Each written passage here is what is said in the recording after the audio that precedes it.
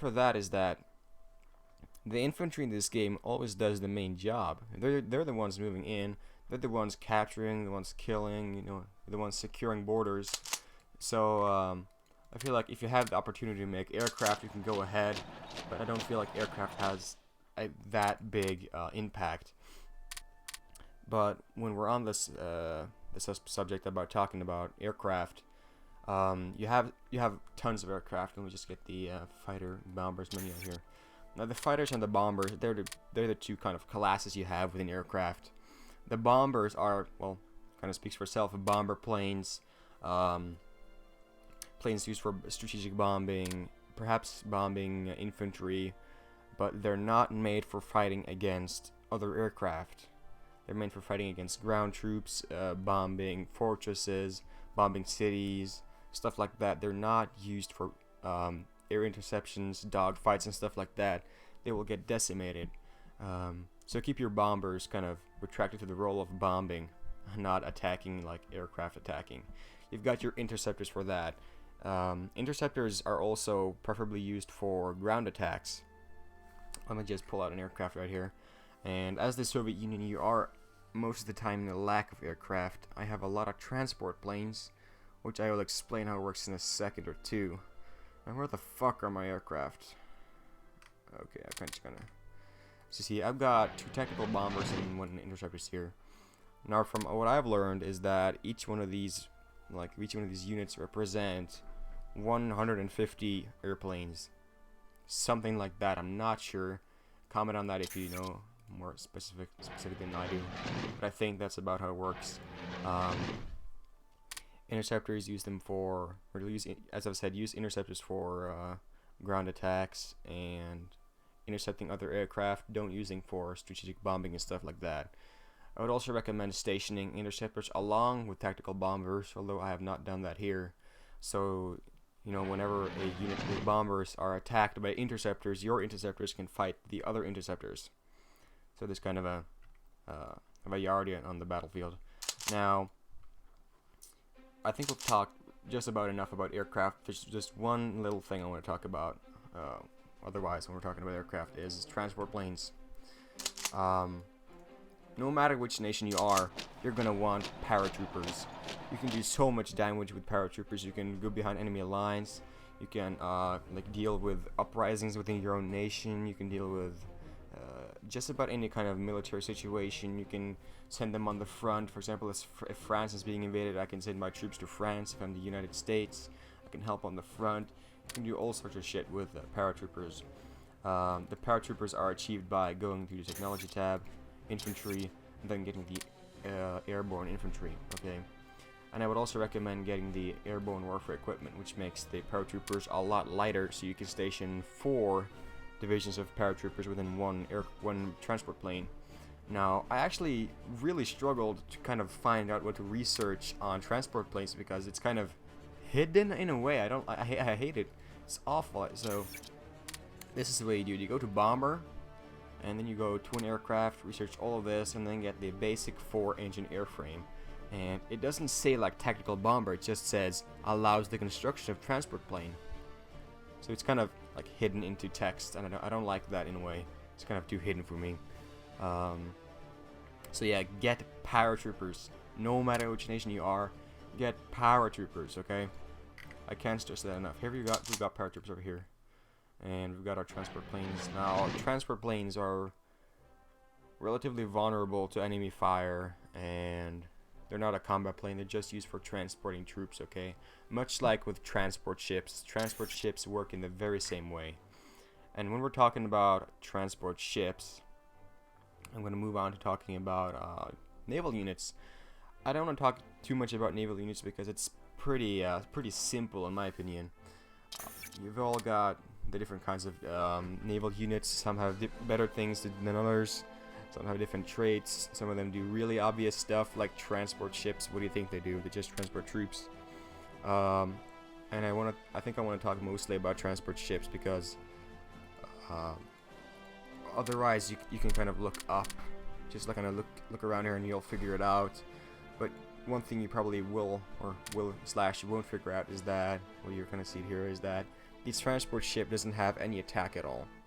If you have a transport ship like meeting up or kind of engaging like a battle cruiser or a destroyer, it's just gonna sink. It barely has armor, it doesn't have any guns or anything, and that will cause for you to lose the unit you have stationed on that ship.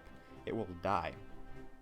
Okay, and I really just want to talk about submarines. I recommend getting submarines for a convoy raiding, mainly. Convoy raiding like is destroying the enemy's transport ships. Now we're not talking about troop ships. We're talking about ships getting in materials, food, and all sorts of consumer goods in from other countries and shit. And now that can have a pretty big impact on the enemy's national unity. So submarines are very recommended. The cheapest kind of like boat you can produce, or cheapest kind of naval unit you can produce, is the destroyer. Most countries start off with destroyers, and I would recommend having destroyers no matter what. They're cheap, but they're really vulnerable against submarines. Okay, they're vulnerable against submarines, and later on, or I think you start off with it as well, get battleships. Battleships can actually bombard the like a coastline. For example, if I'm like, let's just get my, where is my freaking battleship? I've got them over here actually. See, I've got the battleship called Stalingrad, or yeah, I've just got the fleet called Stalingrad. Let's just move them over here, and just speed up for a second. Okay, so imagine I'm at war with Germany right now. There's troop battles going on. They've got submarines out, kind of convoy raiding me and shit, and I'm totally losing this battle. And then suddenly my ship shows up, my battleship shows up. Right, order them to go over here. And what they will do if they're stationed within this region right here, if they're stationed in the region bordering one of the battles, they will actually bombard the coast. They will actually bombard the units.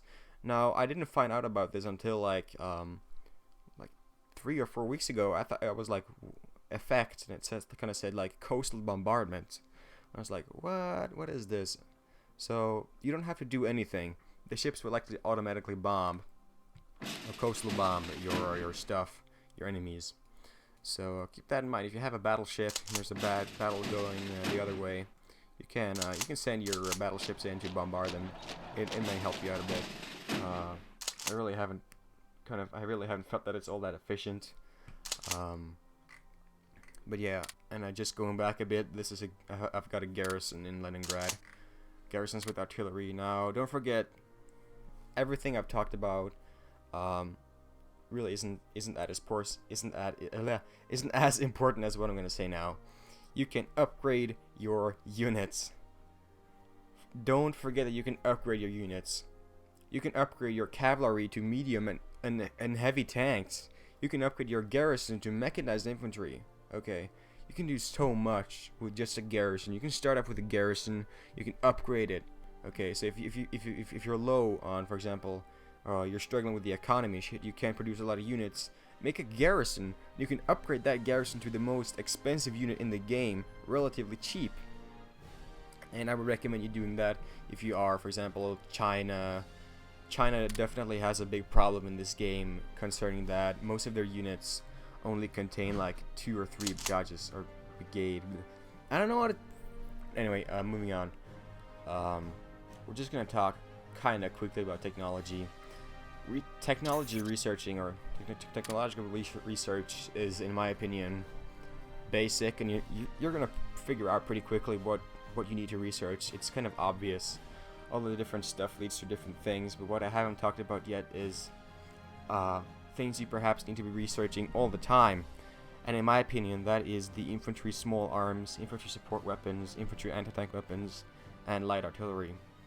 You're going to want to keep these on constant research. This will help out your infantry, and your mechanized infantry as well, of course. This will help all sorts of infantry,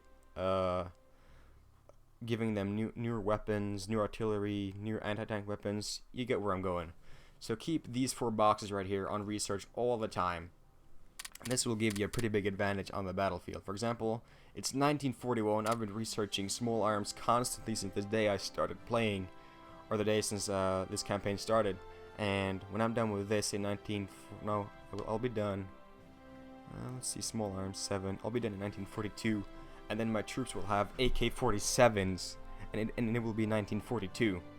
So I'll have a huge advantage on the battlefield compared to the Germans or United States or anything like that. Now, depending, as I've said 100 times now, depending on what nation you are, you're going to want to do different things. For example, if you are the United States, you're going to want to keep your focus on naval units, marines, and heavy ships. If you are the Soviet Union, keep your focus on infantry and tanks and industry. If you're Germany, keep your focus on tanks, infantry, and artillery. Okay, so don't go way off course. For example, if I'm the Soviet Union and I'm mostly researching like ships, like what the hell? Most of your army is stationed in like ill-trained infantry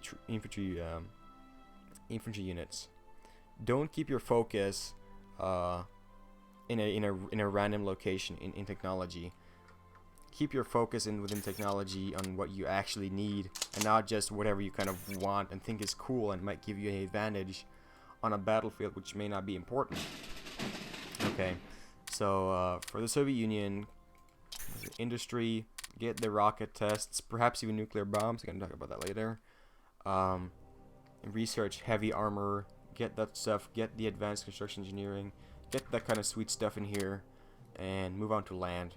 Now, these 3 boxes here, land, naval, and air, these are gonna help you out so freaking much. Now, fuck you, uprisings, Norway. And we're just gonna skip, of course, saying that this is when you need paratroopers. Okay, let's get our paratroopers in there. We're gonna rebase them in Oslo. Rebase. We're gonna send our paratroopers in to crush that uprising. Now, as you can see, I don't have any units nearby. It's gonna take this guy a while to drive all the way up there. And bam! Look at that. My transport units has already arrived. So we're gonna airborne assault that location in there, and we're gonna be able to attack pretty soon. Now, don't forget that once you have kind of placed your airborne troops, they will use some time before they can attack because they're so unorganized. You've kind of scattered your troops over a pretty large area usually. But anyway, back on track. I have the 3 boxes: land, naval, and air. You're going to want to research different stuff, right, depending on what country you are. Special forces, perhaps you've got a lot of engineers, you've got a lot of mountain troops, a lot of paratroopers. Special forces, research it. Now, no matter which nation you are, get superior firepower. This will allow you to have more units within one unit. It will allow you to station more people within a single unit in your country. Okay. Okay. The kind of the front just started. Anyway. And yeah, keep that in mind. So get superior firepower no matter which nation you are. It will help you out a lot. If you've got a lot of tanks, go for mobile warfare, go for operational command structure, and then there's this little thingy here on the bottom. Now, if you are the Soviet Union or perhaps Germany, you're going to want to keep a lot of focus on this little square on the bottom here. Mostly the Soviet Union. People's Army will help your militia out, will help your garrisons out, it will help your military police out. Now this thing here is the second most important thing you can do to win a battle. Operational level organization. This will reduce the time between each attack a unit can blow against the enemy. It's going to help you out so much. For example, if you're at war with, say, China, and China's got operational level command or level organization 3, and you've got 2, they can counterattack you before you've even reorganized. They're going to own your ass. So get this immediately. I've researched it quite a lot, but I don't feel like I need more of it right now. I am researching it. Never mind. So and this right here is pretty important if you're the Soviet Union. If our army depends on masses of ill-trained troops, it is vital that as many as can reach the front as possible. Speaks for itself. Really going to help you out a lot on the front lines. Guerrilla warfare will help your ambush tactics and stuff if you're fighting behind enemy lines and stuff. And I think that's it for technology.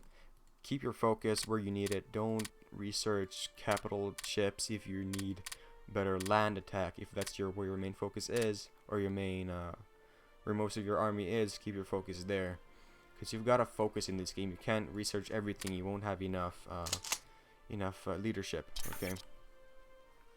You also have to spread your leadership across these 3 of them officers within your army, which is really important, and all of the different things.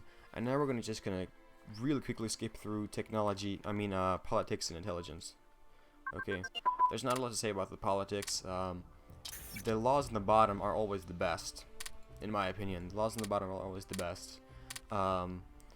In running a military regime, you know, if you're that kind of guy who kind of just wants to have a nice, peaceful nation and shit, the rules or the laws on the top are the ones you're gonna go for.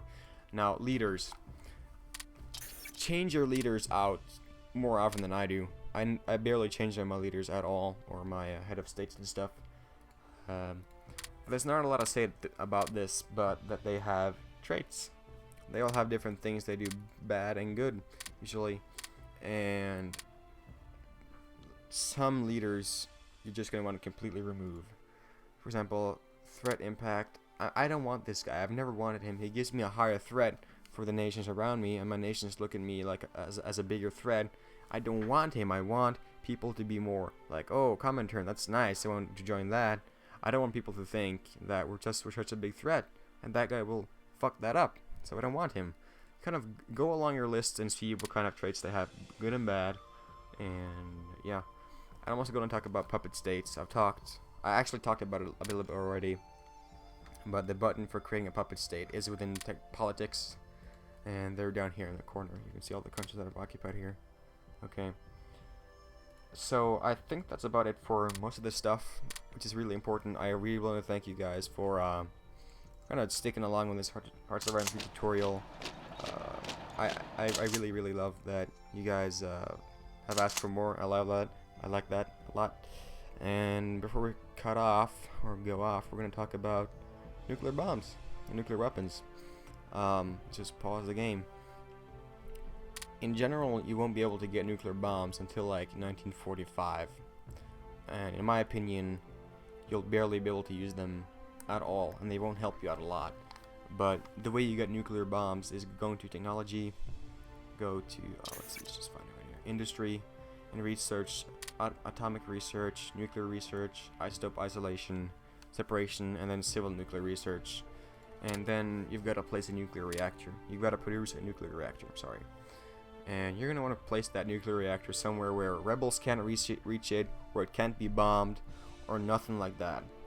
So usually if you're a big country like the Soviet Union, put your freaking nuclear reactor somewhere where you perhaps even have troops. And I do have troops way inland here. I have troops right here in Kubyshev. I have troops in Kubyshev. And it's pretty far inland. There's not a lot of rebel activity nearby. The world risk, you see. It's only areas over there. I don't think the rebels are gonna walk all the way the fuck over there. It's like 5,000 kilometers.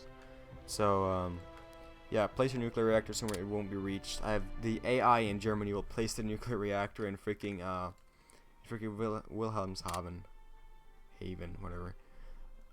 Which is a bad idea because this is usually the spot where the British invade first.